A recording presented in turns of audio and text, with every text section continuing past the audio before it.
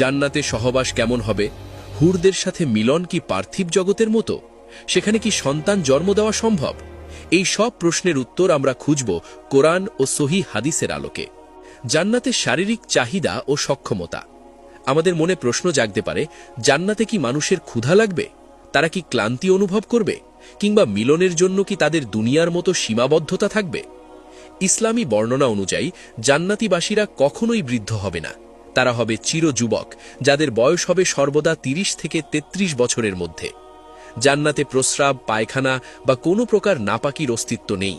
তাদের ঢেকুর ও ঘাম হবে কস্তুরীর মতো সুগন্ধযুক্ত।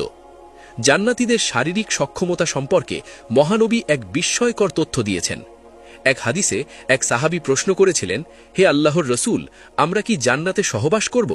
তিনি উত্তর দিলেন, হ্যাঁ, সেই সত্তার কসম যার হাতে আমার প্রাণ, মিলন হবে সজোরে, আর যখনই মিলন শেষ হবে তখন তারা আবার পবিত্র ও কুমারী হয়ে যাবে। তাবরানী আল মুজাম আল আউসাত। তিরমিজি শরীফের একটি হাদিসে বর্ণিত হয়েছে যে জান্নাতে একজন মুমিন পুরুষকে যৌন মিলনের জন্য ১০০ জন পুরুষের শক্তি প্রদান করা হবে। তিরমিজি ২৫৩৬। এটি দুনিয়ার কোনো দৈহিক শক্তির সাথে তুলনীয় নয়, বরং এটি হবে জান্নাতের এক ঐশ্বরিক দান, যা কেবল আনন্দ বৃদ্ধির জন্য। সেখানে কোনো বীর্যপাত বা দুর্বলতা থাকবে না। হুরদের পরিচয় ও বর্ণনা।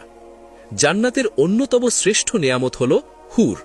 আল কুরআনে আল্লাহ তাআলা বহুবার হুরদের সৌন্দর্য বর্ণনা করেছেন। সূরা আর রহমান, সূরা আল ওয়াকিয়া এবং সূরা আন নাবায় হুরদের কথা বিশেষভাবে এসেছে। হুরদের রূপ কেমন? কোরআনের ভাষায় তারা হল হুরুন ইন, অর্থাৎ ডাগর চোখ বিশিষ্ট সুন্দরী।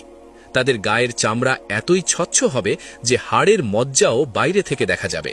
তারা হবে সুরক্ষিত মতির মতো। সূরা আল ওয়াকিয়া ২২ থেকে ২৩।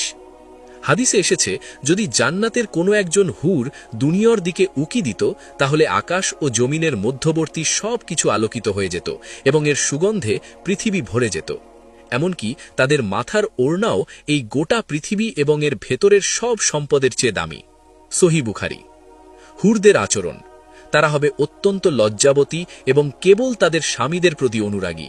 আল্লাহ বলেন, তথায় থাকবে অনত নয়না রমণীগণ, যাদেরকে তাদের পূর্বে কোনো মানুষ বা জিন স্পর্শ করেনি। সূরা আর রহমান ৫৬। তারা জান্নাতীদের জন্য গান গাইবে এমন সুরে যা মানুষ আগে কখনো শোনেনি।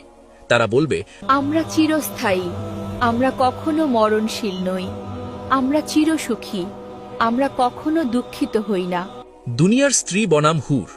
অনেকের মনে প্রশ্ন জাগে, দুনিয়ার স্ত্রী যদি জান্নাতি হন, তবে হুরদের উপস্থিতিতে তার অবস্থান কি হবে?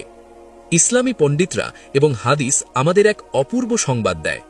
হজরত উম্মে সালামা রাদিয়াল্লাহু আনহা রাসূল সাকে জিজ্ঞাসা করেছিলেন, হে আল্লাহর রাসূল, দুনিয়ার নারীরা কি হুরদের চেয়ে উত্তম?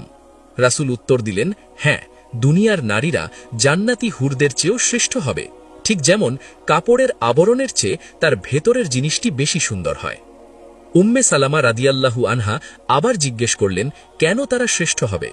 নবীজি বললেন, তাদের সালাত, রোজা এবং আল্লাহর ইবাদতের কারণে। তাবরানী। অর্থাৎ জান্নাতে আপনার দুনিয়ার স্ত্রী হবেন হুরদের রানী।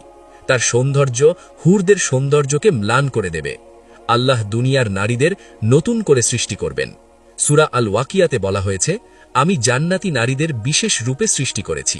তাদেরকে করেছি চিনকুমারী, প্রেমময়ী এবং সমবয়স্কা। স্বামী স্ত্রীর যে ভালোবাসা দুনিয়াতে অপূর্ণ ছিল, জান্নাতে আল্লাহ তা পূর্ণতা দেবেন। সেখানে কোনো হিংসা বা বিদ্বেষ থাকবে না। জান্নাতে সহবাস ও মিলনের স্বরূপ। জান্নাতে মিলন বা সহবাস কি কেবল সন্তান উৎপাদনের জন্য? উত্তর হল না। জান্নাতে সকল কাজ হবে কেবল আনন্দের জন্য। সেখানে ক্লান্তি নেই, বীর্যপাতজনিত নাপাকি নেই এবং মিলনের পর গোসলের কষ্ট নেই। ইমাম ইবনুল কাইয়্যিম রাহিম বলেন, জান্নাতে সহবাস হবে অত্যন্ত তৃপ্তিদায়ক। সেখানে একজন পুরুষ যতবার ইচ্ছা তার স্ত্রী বা হুরদের কাছে যেতে পারবে এবং প্রতিবার সে পূর্ণ আনন্দ অনুভব করবে। প্রত্যেকটি মিলনের পর নারী আবার কুমারিত্ব ফিরে পাবে, যা জান্নাতের একটি বিশেষ মৌজেজা। জান্নাতে মানুষের কোনো শারীরিক রোগ থাকবে না। সেখানে মিলন হবে ভালোবাসার বহিঃপ্রকাশ। আল্লাহ মুমিনদের বলবেন, তোমরা যা কামনা করতে এখানে তার সব কিছুই আছে। জান্নাতের তাঁবুগুলো হবে এক একটি বিশাল মুক্তোর মতো, যার ভেতরে মুমিনরা তাদের পরিবারের সাথে একান্ত সময় কাটাবে। জান্নাতে সন্তান লাভ। জান্নাতে কি সন্তান হবে? এই প্রশ্নটি অনেক কৌতূহল সৃষ্টি করে। এর উত্তর একটি গুরুত্বপূর্ণ হাদিসে পাওয়া যায়। রাসূলুল্লাহ সাল্লাল্লাহু আলাইহি ওয়াসাল্লাম বলেছেন, জান্নাতে যদি কোনো মুমিন সন্তান কামনা করে তাহলে তার গর্ভধারণ, প্রসব এবং তার পূর্ণ বয়স ৩০ বছর অর্জন সবকিছু এক মুহূর্তের মধ্যে সম্পন্ন হয়ে যাবে। তিরমিজি ২৫৬৩, ইবনে মাজা ৪৩৩৮। তবে অনেক আলেম মনে করেন, জান্নাতে যেহেতু মানুষ বৃদ্ধ হবে না এবং মৃত্যু নেই, তাই সেখানে জনসংখ্যার অভাব হবে না। সন্তান লাভের বিষয়টি নির্ভর করবে বান্দার ইচ্ছার উপর। আল্লাহ জান্নাতে কোনো অপূর্ণ ইচ্ছা রাখবেন না। যদি কেউ সন্তান চায়, আল্লাহ তা অলৌকিকভাবে দান করবেন, কিন্তু জান্নাতে দুনিয়ার মতো কষ্টদায়ক গর্ভকাল বা প্রসব বেদনা থাকবে না। প্রিয় দর্শক, জান্নাতের এই বিবরণ শুনে আমাদের মনে আকাঙ্ক্ষা জাগা স্বাভাবিক, কিন্তু মনে রাখতে হবে, জান্নাত সস্তা নয়। জান্নাত